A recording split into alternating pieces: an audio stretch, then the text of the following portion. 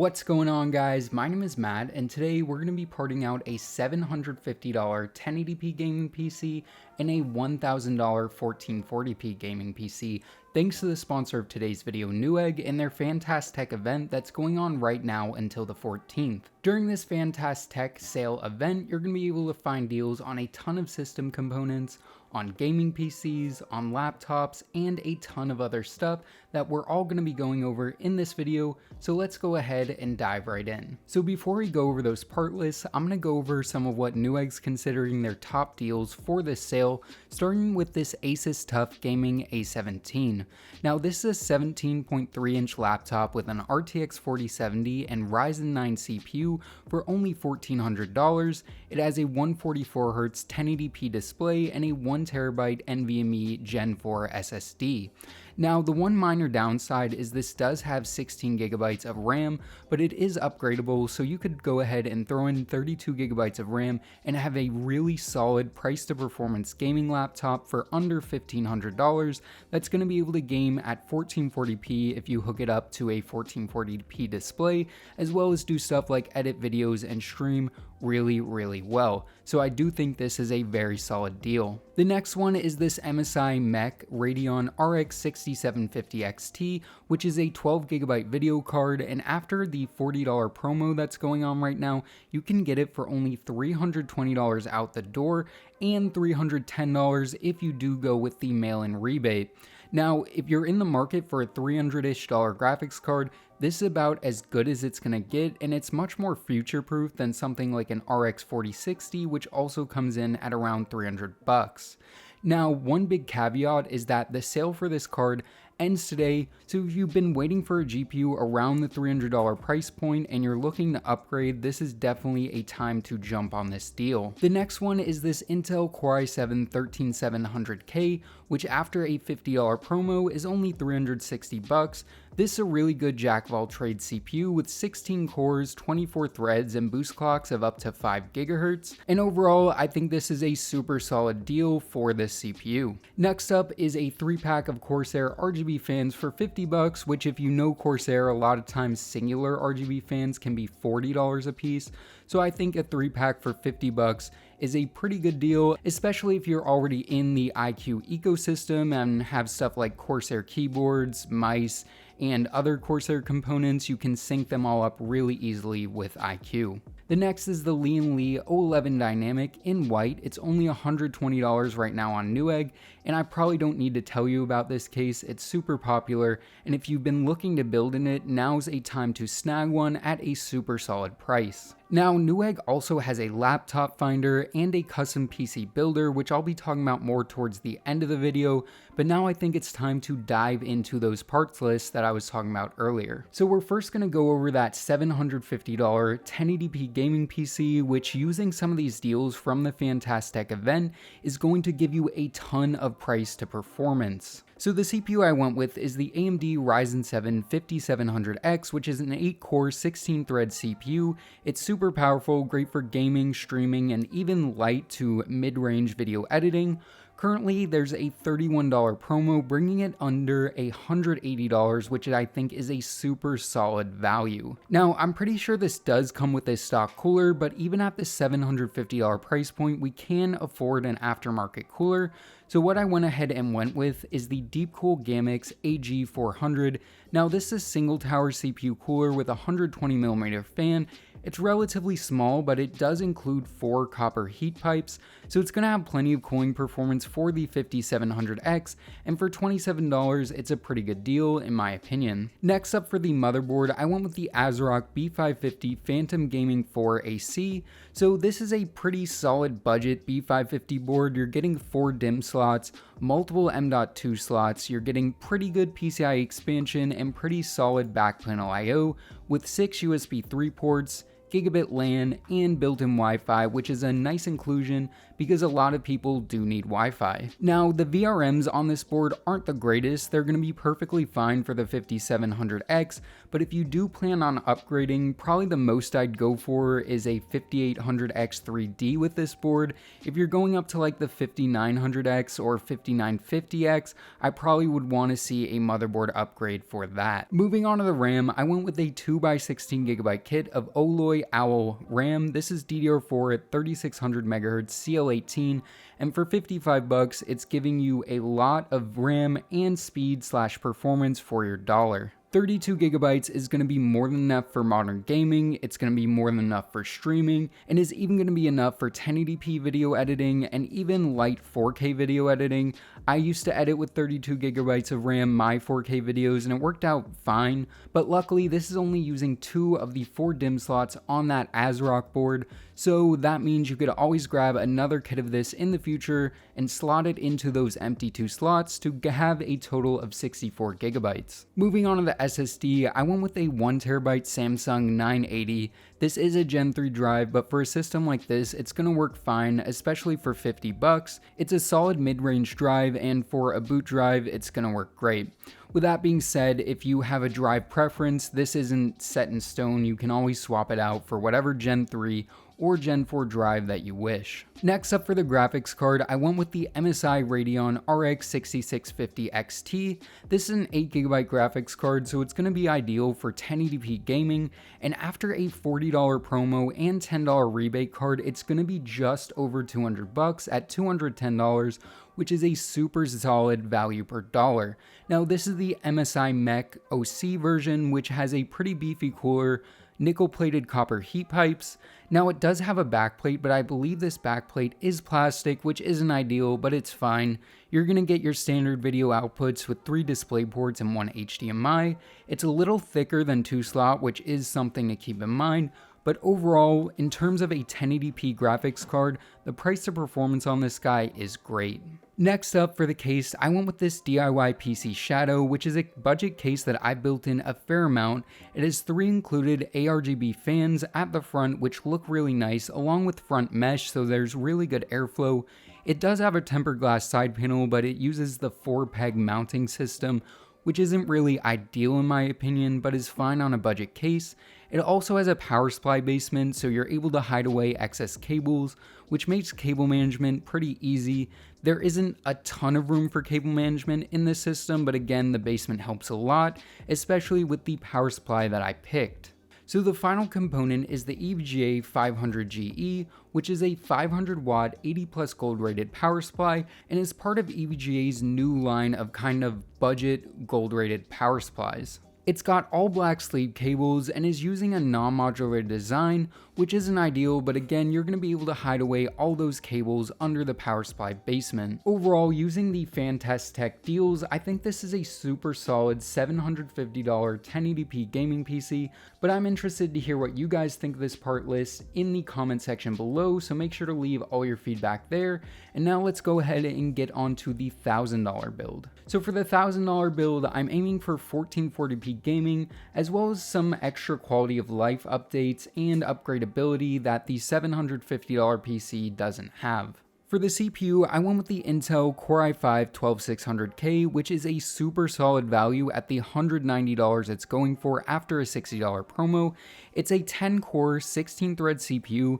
It is last-gen Intel, but it's still super fast, being on the Intel 7 lithography and with boost speeds of up to 5 GHz. Now, this does have integrated graphics, which we wouldn't be using for this build, but they are nice to have because you're going to be able to use them for stuff like troubleshooting, or if you have space in between a time of like selling and buying a card, you can still use your system using those integrated graphics. Now, the CPU doesn't come with a stock cooler, and even if it did, I wouldn't want to use the stock cooler on a 12600K, so I decided to spend a little bit more on the aftermarket cooler at $40 for this Deepcool AK500. Now, this does only have one 120mm fan like that last cooler we talked about, but the heatsink is much chunkier. As you can see, it's much wider. It has more copper heat pipes and they're nickel plated, so it looks a little nicer, and overall I think it fits well into this build. For the motherboard, again, I went a little bit more high-end. I'd say this is a mid to entry-level Z690 board. This is the ASRock Steel Legend version, and as you can see, there's definitely a lot more like motherboard armor and more features on this board. You're getting 3 M.2 slots. It doesn't have built-in Wi-Fi, but it does have an M.2 Wi-Fi slot, which is on top of those other 3 M.2 drives. You're getting more PCI expansion, as well as stuff like front panel USB-C, which is right below the 24-pin connector on this image. Back panel I/O is also super solid with 6 USB 3 ports. You get DisplayPort, HDMI, tons of audio options, PS2, and what's really nice is a BIOS flashback button, meaning you can change the BIOS without a compatible CPU installed, which is super nice, very convenient, does come in handy, not all the time, but in certain situations. For the RAM, I went with the same kit as the last one, which is a 2x16GB kit of DDR4 3600MHz CL18 RAM from Oloy. This stuff is pretty basic, but again, for $55, 32GB of fast RAM, that is a pretty solid deal in my opinion. For the SSD, I again went with the 1TB Samsung 980, super solid mid-range Gen 3 drive, perfect for a boot drive in a system like this one. For the graphics card, I went with the MSI Gaming Radeon RX 6750 XT, but this is a slightly upgraded version that costs about $10 more than that other one that was on sale, and the reason I went for this one is because it's a little bit nicer, it's bigger, you're going to get better cooling performance, and stuff like the backplate on this one is actually metal, and you're getting other little nice features like more RGB and stuff. Now, this is a big, chunky card, so you definitely want to make sure you have a case that supports it, but again, for about $10 more than the previous 6750 XT that we talked about, I think it's definitely worth it. And again, you're getting 12GB of video memory, you're getting super solid 1440p gaming performance, and this is going to give you more kind of future-proofing support when compared to something like the RX 4060. Moving on to the case, this is one of my favorite kind of higher priced budget cases is what I would consider it. Normally it's around $80, but with the discount and a promo code, it's only $70 right now, which is a super solid deal in my opinion. You're getting 3 RGB fans, 2 140mm ones in the front, and one 120mm one in the back. You're getting a full mesh front panel, and you're getting a toolless tempered glass side panel, none of those annoying pegs. The door's magnetic, it just swings open, you lift it up and can pull it away, so it's super convenient for working on your system and tweaking things. Also, this case has pretty solid cable management space, and again, it has a power supply basement, so if you're using a non-modular power supply, you can just tuck the excess cable length under it, and it makes it super simple to make the system look very clean. Talking about the power supply, what I went with is that same EVGA GE unit, but this is the 700 watt version, which only costs $10 more, but gives you 200 more watts of power headroom, which is definitely nice to see and needed in this build, which is going to consume more power. Now again, this is 80 plus gold, it's a non-modular design but has all black sleeve cables, and this is going to give you a little more power headroom for upgrades in the future in case you wanted to upgrade to something like a Core i9 or a more powerful graphics card. Overall, for $1,000, I think this 1440p gaming PC is about as good as it gets priced to performance, but obviously with this kind of budget, you could have spent it a million ways. So if you would have spent it different, let me know what you would have done in the comment section below. So now I'm going to circle back around to the PC Builder and Laptop Finder. This PC Builder basically allows you to part out a system using parts on Newegg, which is super easy, super convenient, and there's even this built-in AI feature, which I haven't tried, but let's see what it would choose for a $1,000 gaming PC. Let's see, $1,000 1440p gaming PC. And we have our AI expert to help us build. Alright, so it's giving us a few different configurations. Alright, so it's going with a 5700X, which is the CPU I went with. I don't think this factors in the promo codes, which I wish it did. It's going for a B450 board, which is definitely a good option if you want to save money, but a lot of times you do need to upgrade the BIOS. It's going with a 3060, which I don't know if I would necessarily recommend. 16 gigs of RAM, a 1TB SATA drive, a 4000X RGB from Corsair, certainly a nice case, but I don't know if I'd put it in a $1,000 build. A RM750 from Corsair, again, same thing, pretty nice, but I don't know if I'd put it in a $1,000 build. And then a 240mm liquid cooler. I don't know if I could recommend that part list, but I do think this is pretty interesting that it's giving you different configurations, different ideas, different options, and ways that you could part out your system. And these could definitely be some good jumping off points to get a rough idea of what you might be able to afford in your budget. But I think the best thing to do would be to go through the part picker and manually choose out your CPU, motherboard, RAM, video card, and they lay it out super easy, super nice. They check compatibility, and it's definitely something that I would recommend you guys check out. So beyond the PC builder, there's also the laptop finder, which I think is pretty convenient. You can do stuff like change your budget. So let's say if we're looking for like a $900 to $1,000-ish laptop, we want it to be for gaming, and I'm gonna hit apply and let's see what it pops out.